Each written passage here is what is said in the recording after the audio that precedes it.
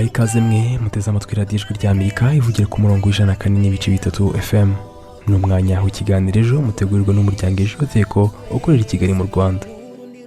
Ikiganiro gihagarariwe na Nigena Roger, Mizero Crispin ari ku buhanga bw'ibyuma. Muri iki kiganiro mugiye kubana nanjye Doris Mugisha ndetse na mugenzi wanjye Wisabye Christine. Amakuru y'iminsi Christine. Meze neza cyane, wowe amakuru y'iminsi. Meze neza nanjye, reka nizere ko n'abadukurikiye bameze neza nubwo turi mu bihe bitoroshye twibuka ku nshuro 28 Jenoside yakorewe Abatutsi. Bakunzi bacu rero dukomeze gufatana mu mugongo. Ikiganiro cya none turagaruka ku burenganzira bwa muntu, by'umwihariko rero uyu munsi turaza kugaruka ku burenganzira bw'abafite ubumuga bwo mu mutwe cyangwa se uburwayi bwo mu mutwe. Uburwayi bwo mu mutwe burimo amoko menshi, harimo indwara yo kwiheba, ihungabana ndetse n'izindi zituma ibyiyumvo bihindagurika kandi nizo zizahaza abantu kurusha izindi. Muri rusange usanga abarwayi izi ndwara zo mu mutwe bazihisha bitewe n'uko badasobanukiye ibyo ari byo cyangwa bagaterwa ipfunwe n'uburwayi bafite. Icyo gihe abazirwaye bashobora kwirengagizwa cyangwa bagahabwa akato n'imiryango babamo cyangwa umuryango mugari. Impuguke ku buzima bwo mu mutwe basobanura ko uyu murwayi aba adashobora kugenza ibitekerezo, ibyiyumvo n'imyifatire ye. Ibi ni byo bituma umuntu urwaye indwara zo mu mutwe atabasha gushyikirana neza n'abandi kandi ntashobore gusohoza inshingano ze za buri munsi. By'umwihariko tubasabe kuzirikana ko iyo yegereye muganga ashobora kuvurwa agakira, naho iyo adakize nibwo iba ubumuga bwo mu mutwe. Ku rundi ruhande hari bamwe mu bafite ubumuga bwo mu mutwe cyangwa uburwayi bwo mu mutwe usanga rero bakoreshwa ku mbuga nkoranyambaga kandi mu by'ukuri bigakorwa mu buryo butabahesha agaciro n'icyubahiro nk'ikiremwa muntu. Mu kiganiro cy'uyu munsi tugiye kuganira ku cy'amategeko avuga ku iyubahirizwa ry'uburenganzira bw'abafite ubumuga bwo mu mutwe. Bityo turaza kumva ubuhamya bw'umubyeyi bavuga ko umwana we yakoreshejwe ku nyungu za bamwe mu bakoresha imbuga nkoranyambaga by'umwihariko YouTube channels zitandukanye. Muri iki kiganiro kandi turaza kumenya ese abahagarariye inyungu z'abafite ubumuga bo ni ubuhe buvugizi bari gukorera abo bantu bakwirakwijwe kuri izo mbuga nkoranyambaga. Tubahaye ikaze nanone mu kiganiro aho tugiye kuganira ku burenganzira bwa muntu. Ibitekerezo byawe bihawe ikaze mu kiganiro cya none. Twandikire cyangwa uduhamagare kuri 07 28 02 82 32 cyangwa kuri 07 87 58 14 11. Iyi nimero wanayidusangaho kuri WhatsApp. Wanadusanga kandi ku zindi mbuga nkoranyambaga nka Facebook, Instagram, Twitter na YouTube. Wandika Ejo Youth Echo ahashakishirizwa maze ukadusangiza icyifuzo cyawe.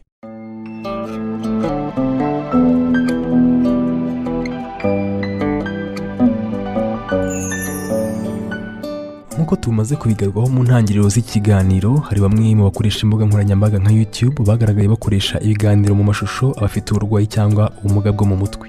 Ibi babikora mu buryo batuma bavuga amagambo asekeje hagamijwe gushimisha abakurikira izo mbuga nkoranyambaga mu buryo bwitwa gushaka views, nyamara ugasanga uburenganzira bwabo butubahirizwa na gato. Ibi ni ibintu bidakwiye gushyigikirwa ku buryo hakwiye gufatwa ingamba by'umwihariko mu bukangurambaga bwo kwigisha no gusobanura icyo amategeko avuga ku bikorwa nk'ibyo bidahesha icyubahiro n'agaciro ikiremwa muntu.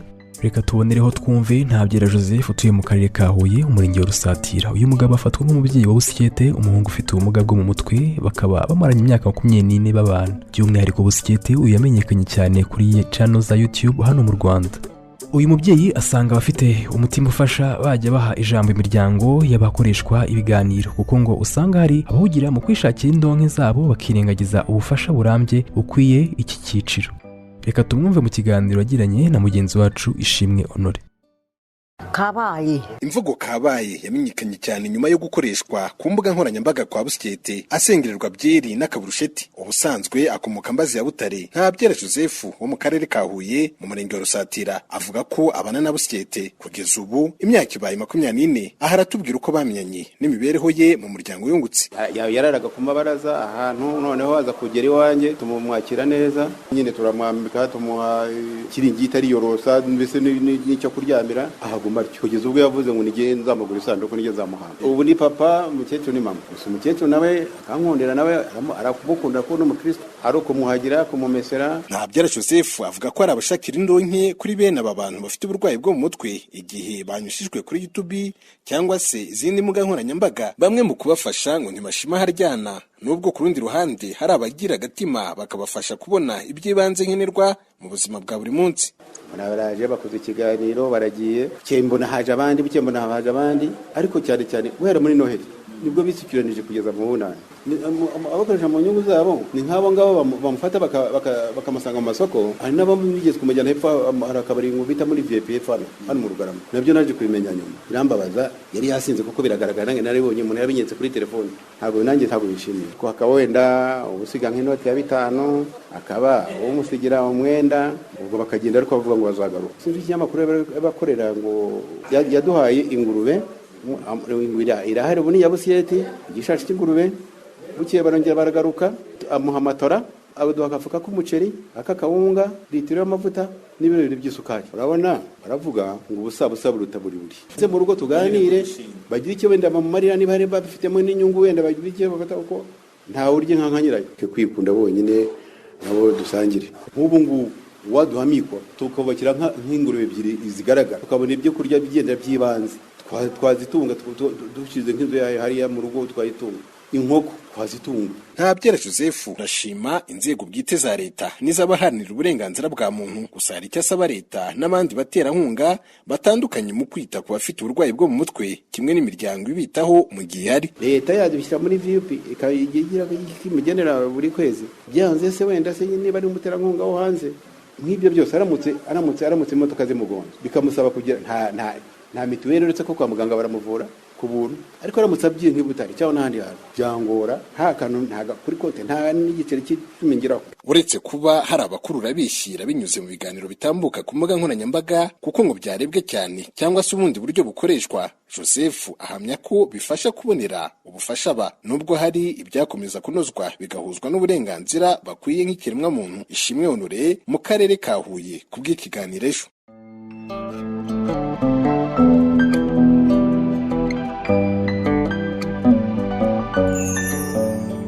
Turamushimiye cyane Ishimwe Honore kuri iki kiganiro kizagiranye na Joseph Ntabyera.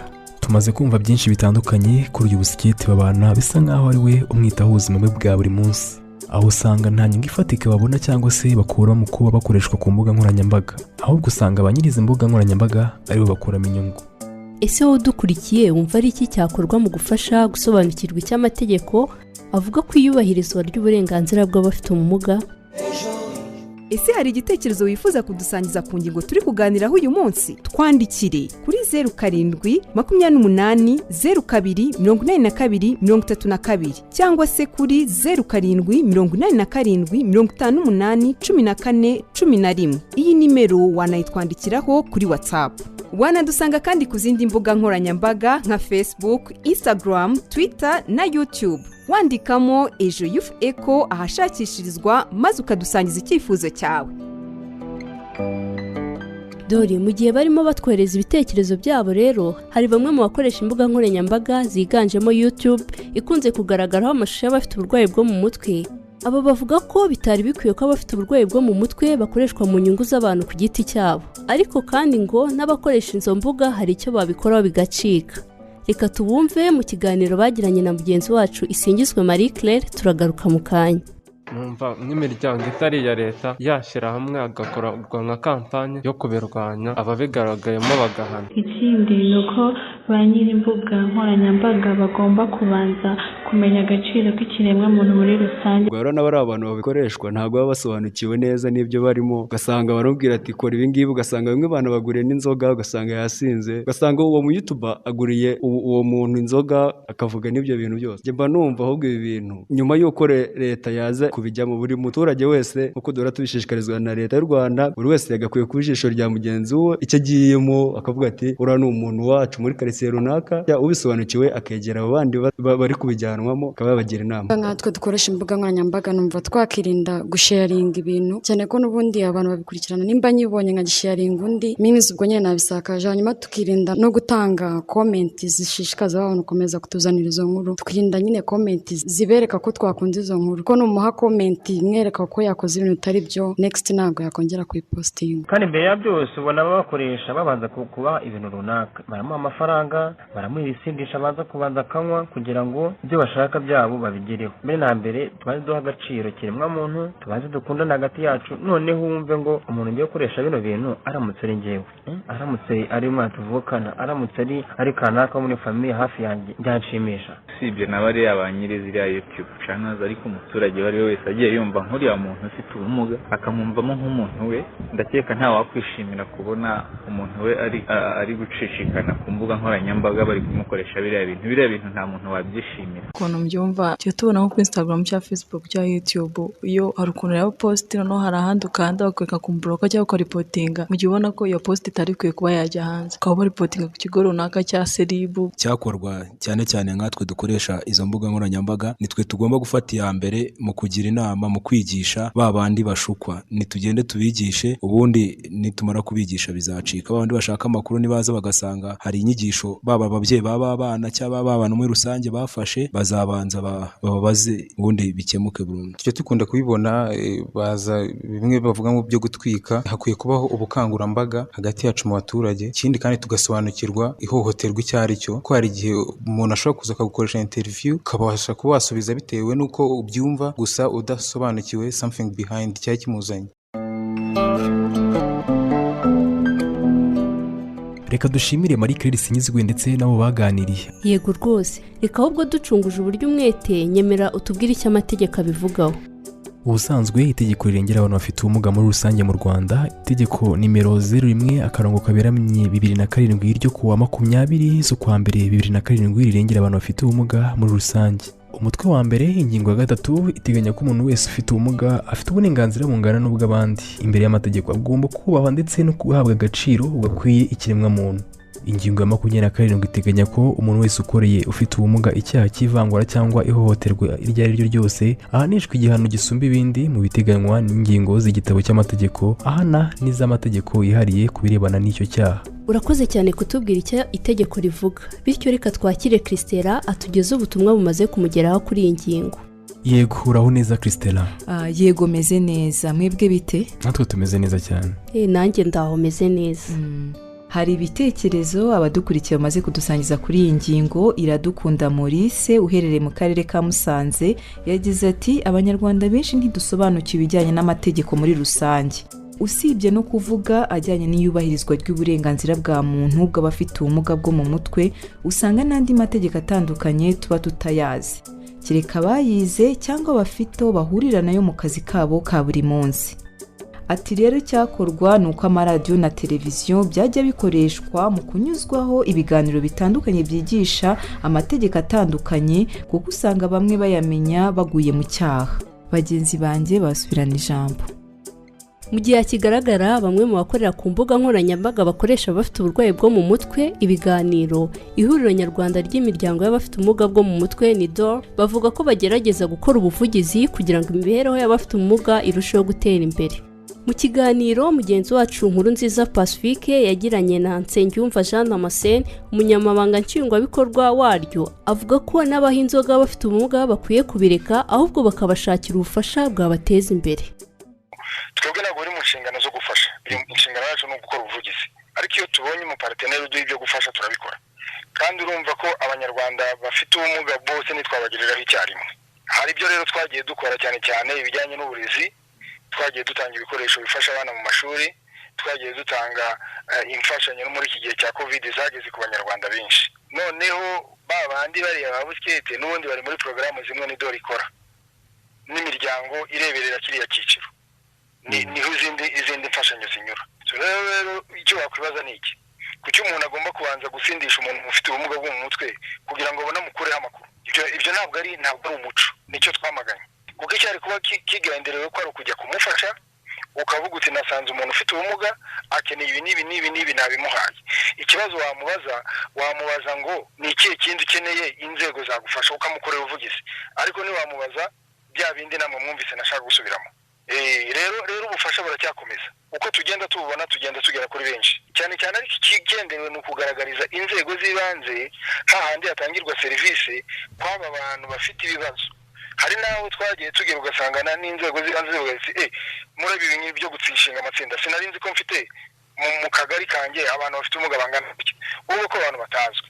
Iyo bamaze kugaragara rero niho na bya bibazo bizamukira, none inzego zibishinzwe zigakora igenamigambi ryo kubafasha. N'undi ukwiye kubafasha rero ntabwo abafasha abaza ibibazo bitesha agaciro ikiremwamuntu, yakabaye amubaza ko dusanze umeze utya ni iki kihe kindi twagukorera, ese wasaba iki inzego zibifitiye ububasha. Ntabwo mubaza ngo ukora imibonano mpuzabitsina wamaze no kumusindisha kandi uzi neza ko afite n'ikibazo cyo mu mutwe.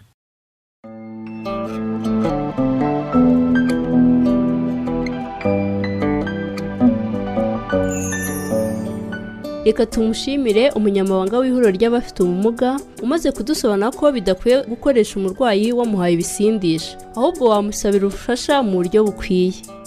Yego cyane Christine, reka dukomeze twumve impuguke mu by'imibanire y'abantu bavuga ko kuba hari abakoresha abafite uburwayi bwo mu mutwe babanje kubaha ibisindisha bigira ingaruka kuri bo ndetse no ku miryango yabo.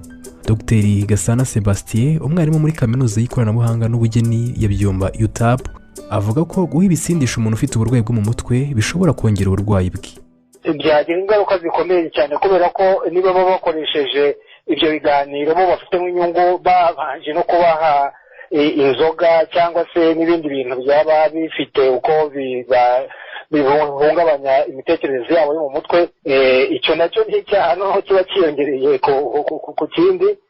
Imiryango yabo rero byayihungabanya cyane kuko umuntu nk'uwo nguwo aramutse avuze wenda yananyweye n'izo nzoga, niyo yaba adafite ibibazo byo mu mutwe ariko akanywa inzoga, kuko inzoga nazo ni ibisindisha, kuko abantu banywa inzoga hari ibyo bashobora kuvuga wenda batakagombye kuvuga ari bazima. Aha rero imiryango y'abo bantu iyo nayo bishobora kuyigiraho ingaruka kuko umuntu aba mu muryango no kuvuga ngo ikibi kibaye ku muntu w'uwo muryango gishobora kuva ku rwego rw'umuntu umwe uwo nguwo uba arimo, noneho kikajya ku muryango wose, ndetse abantu bakaba bakeka ko wenda n'uwo muryango akomokamo ushobora kuba ubifitemo uruhare, kuko hari igihe abantu baca urubanza batabanje gusesengura neza. Aho rero urumva byatera ipfunwe rikomeye kuri uwo muryango, ndetse byanatuma n'abo ngabo baba babikoze na nyuma bishobora kubagiraho izindi ngaruka, ahubwo wenda zabatera n'ibindi bibazo byerekeranye n'imitekerereze yabo. Ese uretse kuba ingaruka zagira kuri aba bafite uburwayi bwo mu mutwe bashobora gukira, bakize bwo nta zindi ngaruka zabaho? Ufite ibyago byo kugira uburwayi bwo mu mutwe ntabwo bivuga ko atakira, yakira koko, cyane cyane aramutse avuwe nyine n'abahanga mu byo kuvura ibyerekeranye n'izo ndwara. Mu gihe rero yabakize agasanga hari ibintu wenda yavuze muri icyo gihe cy'uburwayi cyangwa se bamuhaye n'ibyo bisindisha, ni ukuvuga ko ku rwego rw'amategeko ubwabyo byakagombye guhanirwa, ariko noneho byamugiraho n'ingaruka we ku mibanire ye n'abandi, ko abantu bashobora gukeka ko akimeze nka kwa kundi yavugaga ameze muri iyo minsi ya mbere. Ugasanga rero mu mibanire ye n'abandi habayemo iki kibazo cy'urwikekwe, ntawaba akimwizera, ndetse nawe ubwe uko abantu bagenda barushaho kubuhishisha, bikaba byatuma na bwa burwayi ahubwo bwanagaruka kandi wenda yari yabukize, kuko burya uko abantu bahanga barabigaragaje ko uko abantu babanye n'abandi bishobora kubatera ibibazo bikomeye mu mitekerereze yabo no mu mibereho yabo, ku buryo byanabakururira n'izindi ngaruka nyinshi zishobora no gutuma bagira n'aho bakwiyahura. Buriya imibanire y'abantu ishobora kugira ingaruka zikomeye, nziza cyangwa mbi, ku muntu ubwe bitewe n'uko we aba bifata kuri we, kuko hari igihe tubona ikintu kiba tugaca urubanza rw'icyo cyabaye ariko ntiturebe n'impamvu zagiteye cyangwa se n'ibindi bintu byatumye icyo kintu gishoboka. Byinshi rero burya usanga bishingiye kuri sosiyete tuba turimo.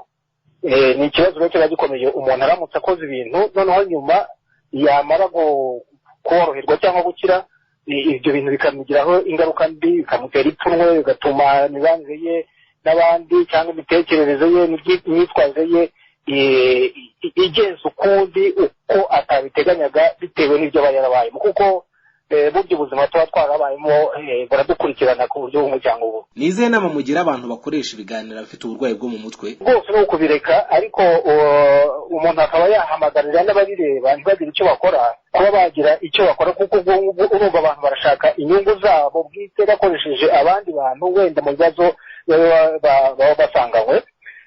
Aho rero ku rwego rw'amategeko, amategeko yakagombye rwose kubihana, gutuma ibintu nk'ibyo bidakomeza kubaho, kuko kimwe ni ukuba hari aho wenda ushobora gusanga hatari amategeko, ariko naho hari kimwe no gushyiraho amategeko, ikindi ni ukuyakurikiza, ariko na sosiyete muri rusange ikamenya ko ibyo bintu igomba kubyamagana, ntibashakire ibintu by'inonke mu byago by'abandi, imiryango tubamo, aho dutuye. Ni ngombwa rwose ko ibyo bintu babyamagana, bakarushaho kureba cyane cyane abo bantu twavuga ngo ari vulnerable, bashobora kuba bagira intege nke, sosiyete ikabarengera kurenza wenda abafite imbaraga zo kuba babyirinda ku bwabo. Dr Gasana Sebastien turamushimiye nawe ku bisobanuro bitandukanye abashije gutanga kuri iyi ngingo y'uyu munsi. Tugeze muri wa mwanya tubasomera ibitekerezo muba mwaduhaye ku kiganiro cyatambutse. Reka duhe ikaze nanone Christella dusangiza ibyo bitekerezo byanyu. Bagenzi banjye barakoze rero, bakunze b'ikiganiro mukomeje kudukurikira. Tugeze muri ka kanya twahariye kubasangiza ubutumwa muba mwaratugejejeho ku nsanganyamatsiko tuba twarabaganirijeho ubushize ku bijyanye n'uburenganzira bwa muntu. Aha nababwira ko twaganiriye ku gufatwa nk'umwere mu gihe utarahamwa n'icyaha, aho twibazaga tutese muvuga iki kuba hari abantu berekanwa mu ruhame bagikekwaho ibyaha bataragezwa imbere y'inkiko.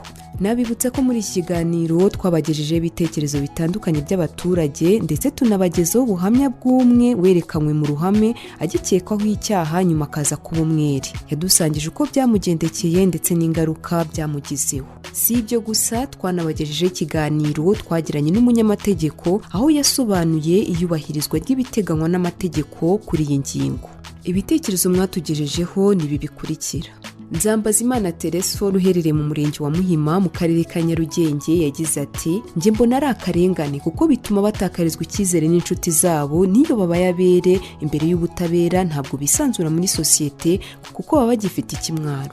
Naho Ganza Clibert Sabin uherereye mu karere ka Huye yagize ati ntabwo bikwiye rwose, ati kuko byangiza umwirondoro w'umuntu. Ati urugero, umuntu yerekanwa mu ruhame bakavuga ko yafashe umuntu ku ngufu, ariko nyuma icyaha kitamuhama ntibimenyekanishwe, ahubwo sosiyete igasigarana ya shusho yabwiwe mu gihe yerekanwaga. Dukomeza, Hakizimana Ezekiel uherereye mu karere ka Nyamasheke yagize ati kuberekana nta kibazo, cyane ko basobanura ko baba bagikekwaho icyaha.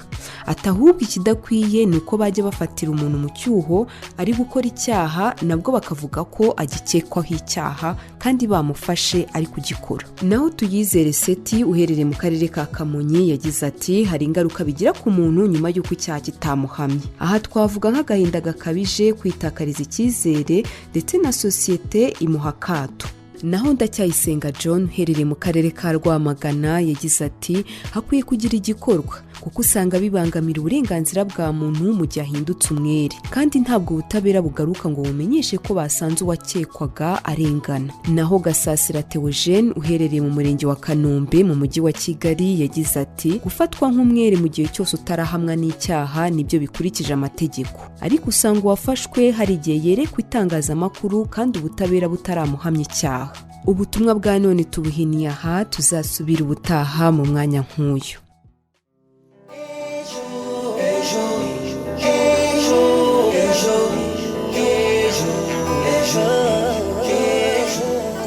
ubu tugeze ku musozi w'ikiganiro cya none.